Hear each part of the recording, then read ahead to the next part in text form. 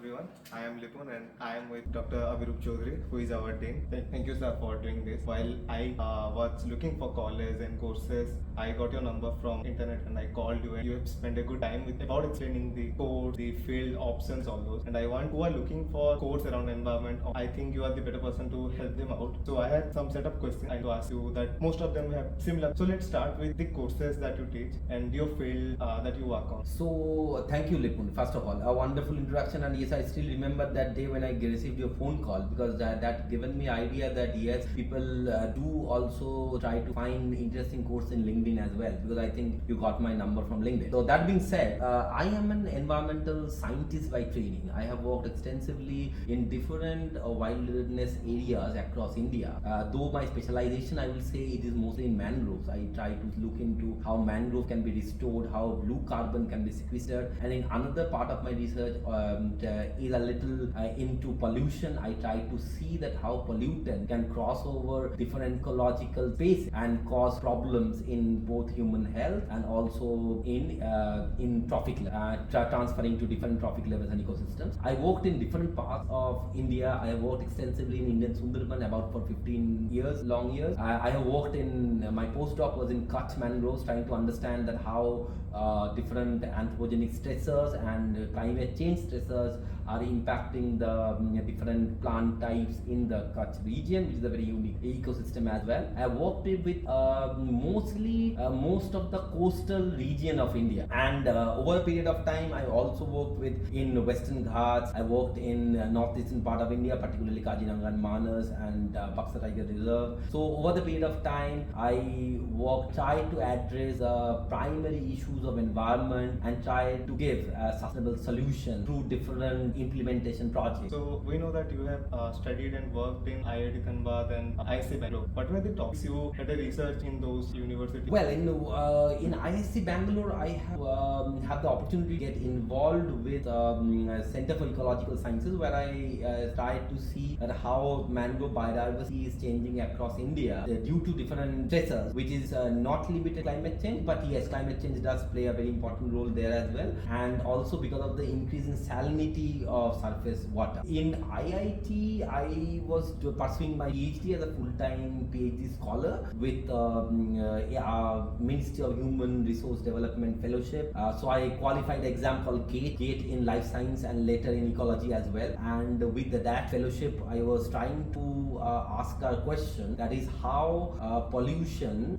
is impacting the mangrove diversity of Indian Sundarban, and also how it impacts the human health in there. So that was my principal research question, where I tried to look into different speciations of the pollutant, not only what are the pollutant, but in what state the pollutants are there in the soil and in the water and in the crossover into the biota, and try to find out some solution from phytoremediation point. So last semester you took course around planetary boundaries in SDGs. This time you took community and pollution health, and you take elective on ecology, and next time you are taking energy.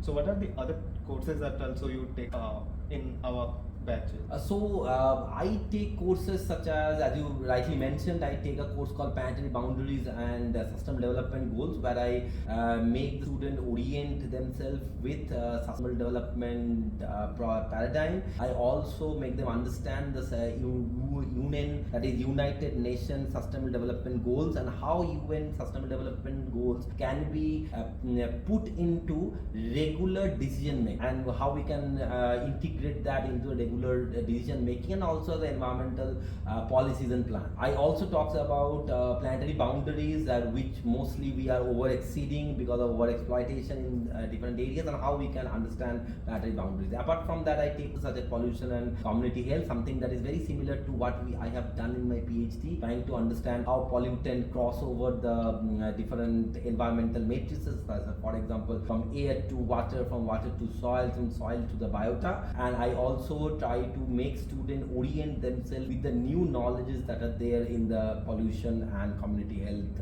part. I also take course such as energy and environment. Previously, I also used to take a course called environmental management and sustainability, where I try to make the student understand how to draft project proposal to get funding, how to implement them in the field, how to monitor the project, and come up with verifiable indicators of success. And apart from that, I take courses such as marine ecology. I have taken a course called environmental projects monitoring and implementation, and several courses on those. So while after my 12th, I was in confusion that which course I took, right? So I figured out that what I don't like I don't like corporate, computer science, all those. So I narrowed down to a topic that is field based and little research. So I found environment is a field that I can try, and research is there, so I can learn with time. So if someone wants to pursue a career in environment, what are the jobs or lucrative things that they can learn in the way when? Okay, that's an interesting question, and I remember that even in the class I always used to say a very interesting statement that if you are a skilled environmentalist, have a fairly good knowledge in environmental development, it is extremely difficult to be unemployed. You really have to work really hard to be unemployed. Because every company, every corporate, every industry needs environmentalists. There is a big demand of it. Previously, there used to be a kind of differentiation between BTech and graduation degrees, because graduation degrees used to be 3 years, whereas the BTech used to be 4 years. But now with NEP, that problem is not there anymore. Even graduation degrees are 4 years. So one can actually hone their skills and make it suitable for what the industries require. Now there, I have a particular point to make that not the traditional route of subjects that is generally taken or I have studied when I was in a graduation. Generally, I never used those subjects ever in my professional career. The reason behind that is the pedagogy is changing, the education is changing, the demands of the industry is also changing. For example, I'll give you a very simple example here. So we are always very proactive to find problems. We identify problems. I do it every day, even at my home as well. So I try to identify problems, but the most important employment lies in the solution building. So say there is a pollution coming from a particular industry. It's always easy to say that why don't we close that industry up? But what will happen with the people who are working in that industry? What kind of alternative employment are you going to give them? It is impossible to employ all those people who are engaged. So we have to go for a sustainable development pathway where we try to accommodate development along with environment. And that is where the jobs lies.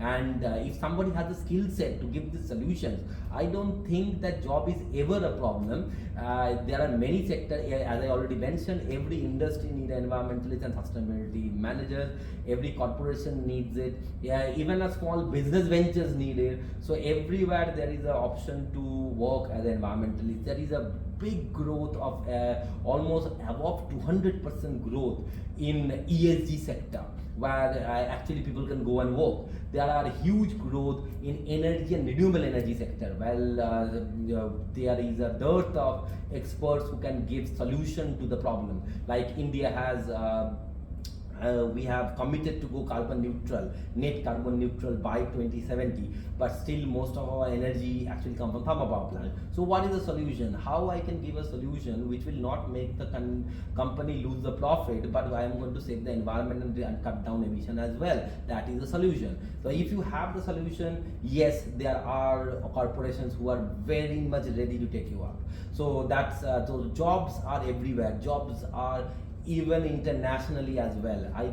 One of the best criteria for in certain countries, immigration is also environmental specialist. So environment is really a very important skill set that everybody needs, and luckily or unluckily, we don't have enough supply of this skilled individual. That's exactly where this course comes. So after pursuing this course around environment, what are the scope in the field of field-based, corporate and in research part? Like if someone wants to do in field based, what are the opportunities in corporate, what in research?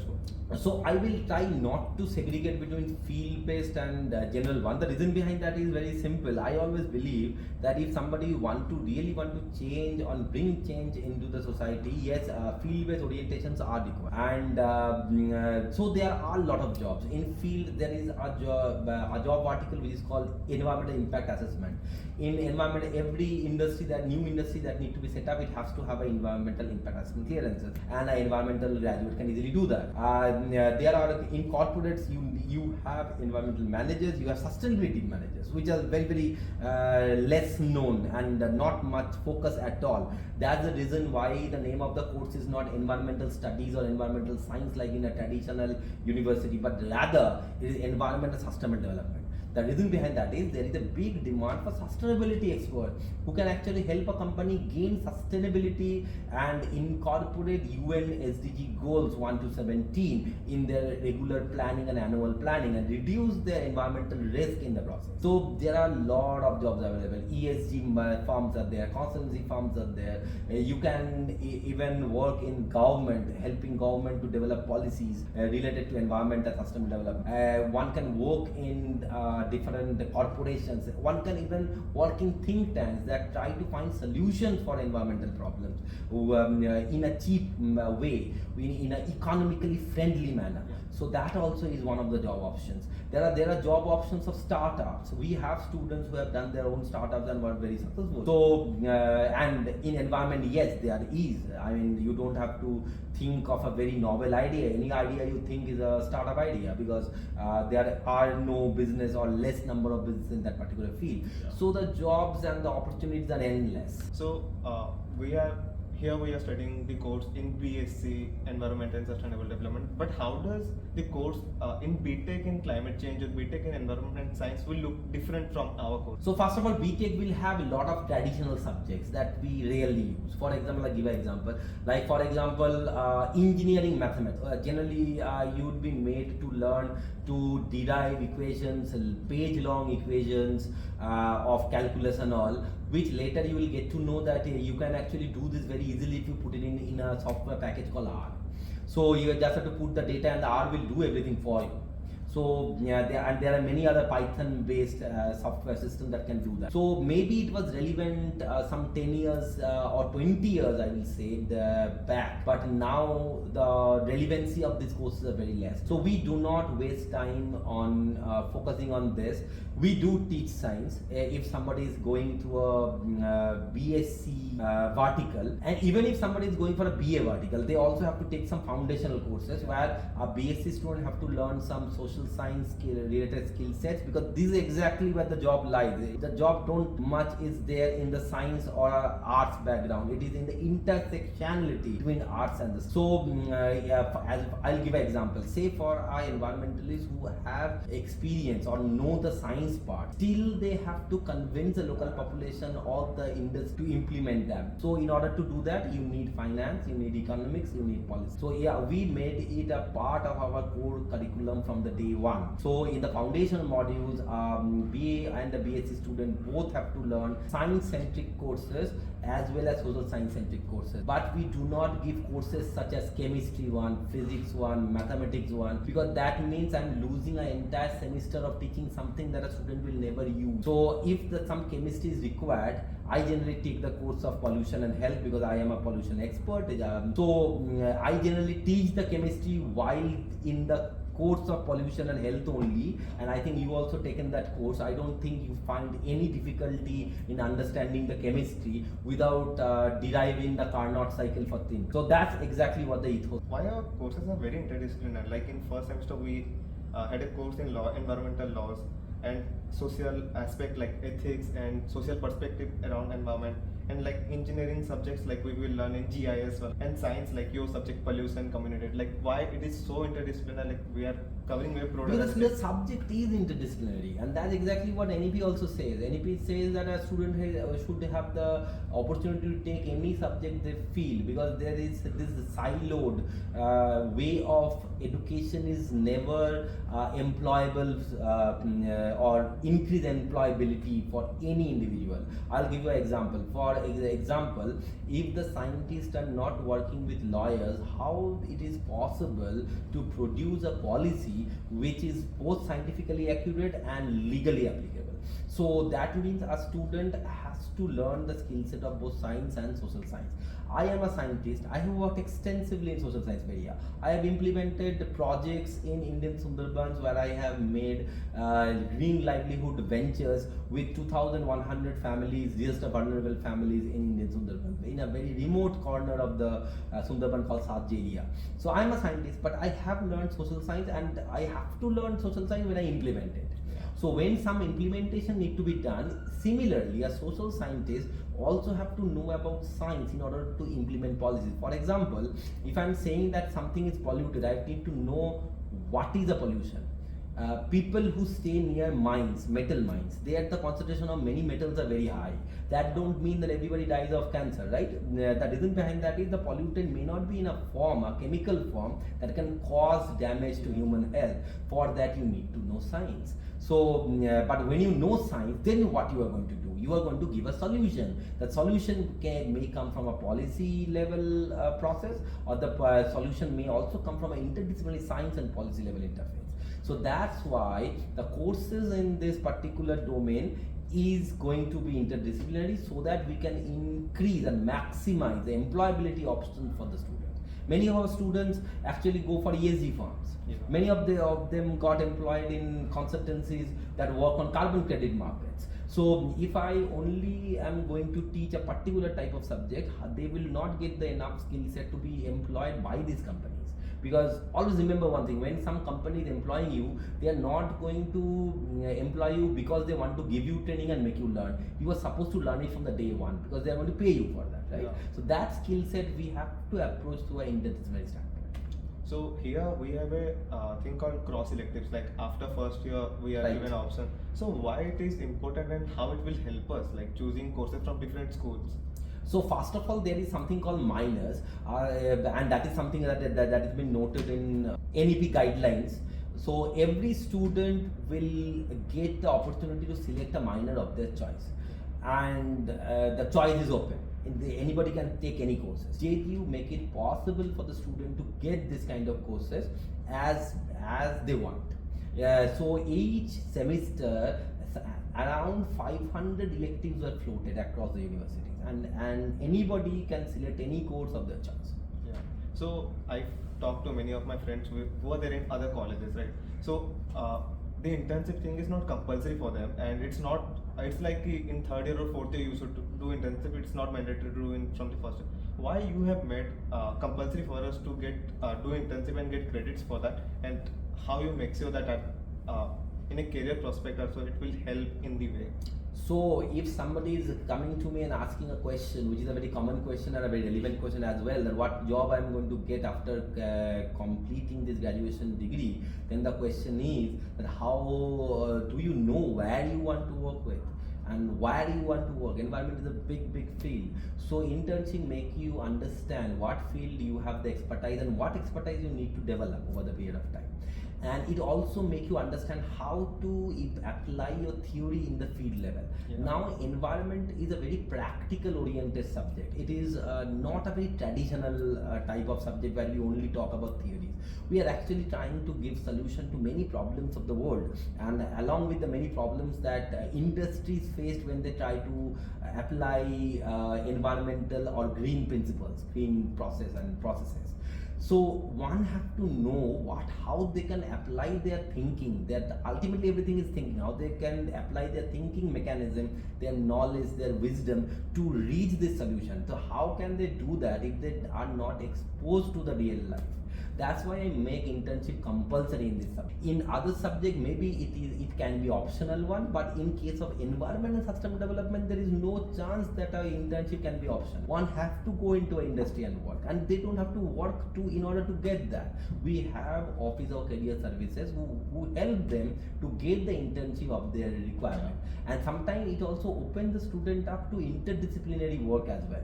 Because sometimes I also got a question before we made internship compulsory, particularly during the COVID time, that I am an environmentalist, I only want to work in the field of environment. I am not going to do anything else. But the problem is that when you are going to implement a project, you need to know finance, you need to know how to implement policy, you need to know social science, you need to know science. So unless somebody go into the field or go into the industries and work, they will not know the interdisciplinary nature of the subject and what process they have to hone their skill, so that now if they are intern, after some period of time they can be employees of that company. There are many top renowned colleges in India, but the courses are very irrelevant and outdated. So how do you make sure that the courses that we are pursuing right now is industry standard matched, and use case of our courses can be used in industry? So the idea is very simple. First of all, this idea comes because I am there in JGU, and every JGU school has this independence. Why we have this independence? Because we are IOE. What is IOE? IOE is Institute of Eminence. We have given, and the top universities across India, only the best one are given this particular standard, which is called Institute of Eminence. Means that I have the privilege and have the support to develop any curriculum that is required in this day and age. Now we don't do it just that, or it is not that something come to my mind and I put it in the syllabus. We don't do that, things like that. We talk with the industries and ask them a very genuine question, that what kind of skill set you require for a future employee in the field of environmental and sustainable development, and to support someone to build a sustainable career in that. So that's also a very interesting thing. Career is only, there is a difference between job and the career. Job is something that we do in order to earn livelihood. Career is something, a sustainable job is a career that I can work for 20 years, 30 years. And unless you build a curriculum that gives the student enough skill set to not only get interested in the topic, but also to do some meaningful change, then actually the motivation for designing the course is not there. So our main motivation is to give this kind of courses to a student where they can be more employable, they know about different practicalities, they have the skill to work in the field of environment and sustainable development, and it increases their employability, and also will not be working in a job, but they will be taking environment and sustainable development as a career. And believe me, in this day and age, this is the easiest thing to do. In other universities, I don't know how they operate, but I think some of the universities need to understand that environmental field is developing and evolving very, very fast. The subject that are relevant now may not be relevant after 5 or 10 years. Something different application of that will come up. Somebody who is already working in the field, they will learn it in the career. But a new student who is coming up, we have to change the syllabus accordingly. And we can do that in JSES. And in JSES, we have something called industry conclave, where we bring industry together and ask them what are the different skill set they require, and accordingly we own them. So before talking to you for my courses before choosing the college, so I talked to my cousins. So most of them suggested that don't go for environmental science in the graduate, undergrad, go for that in postgrad or in PhD. Choose the courses like niche subjects like civil engineering or chemical engineering. Then go for, like, why is that thing that they have a perspective of go for any core courses now, niche courses, then go for a broader courses like environmental. I don't think your cousin is wrong actually. If you are taking an environmental science degree, I would also say don't go for it. Because if you're only learning environmental science, then job prospects are very limited. But our subjects is not like that. We don't teach environmental science, we don't teach environment or environmental studies. We teach environment and sustainable development. We make you learn how to give solutions. In engineering sector, the solution that you will be learning, first of all, the entire foundational year will be general physics, chemistry, mathematics and things like that. From second year only, you are trying to learn something of your own subject. And last year will be your dissertation and all. So effective learning is something around 2 years and 2.5 years, which is not good. According to me, we are losing a lot of time here. So in our course, we are learning from day one.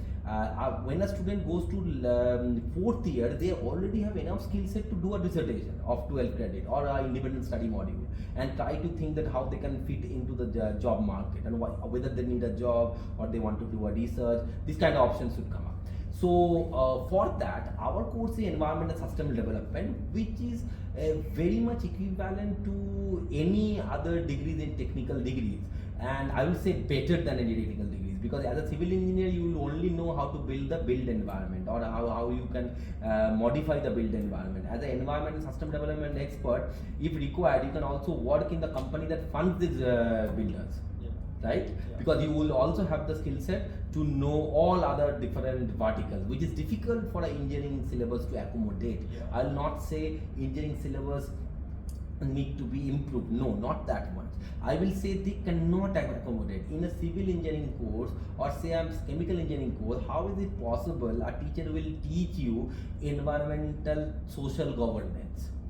How is it possible for them to teach you something called AI and machine learning application in environment? Because it is not a particular course that is directly focused to environment, but our course is. So we can actually give you a course called artificial intelligence and machine learning. But the idea is that if there is artificial intelligence coming up, if you don't adapt to the artificial intelligence, after some period of time, actually it is difficult for it may be difficult for you to get jobs. Similarly, what happened in 2000s, when 2000 to 2005 was going on, computers are coming in the market. Everybody was screaming on the top of the voice, computer should not be there, it is going to eat up all the jobs. Now everything is computer. You are recording my video also in a computer, and how much time is taken for that to happen? Only 25 years.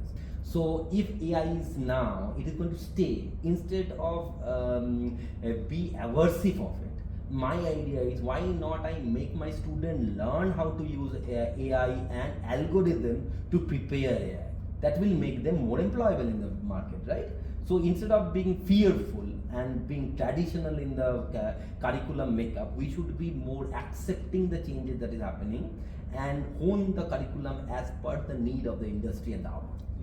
So many colleges have a prerequisite of some subjects before opting for the courses like environment, climate change. Like they should have bio or some particular subject. So why in our school it's not like that? Any student from commerce or science or any field can come and pursue this course. First of all, I don't understand the division. I have never done. First, the idea is a student should choose the subject of their choice, and that is exactly what NEP says. The new education policy directly focused that a student should have the opportunity to choose. And I make sure in my school that whatever is being taught, it is being taught from the basics.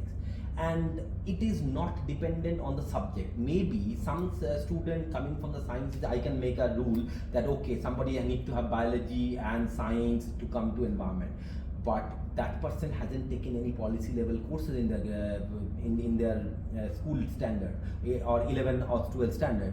That means that half of the solution they can't even give. So anyways, I have to design the course in such a way that we have to assume the student don't have any knowledge in the subject. We are starting from the start, and that is how this 4 years of relationship between the student and the faculty starts, or instructor start. We assume that the student don't know anything about it. We start from the scratch.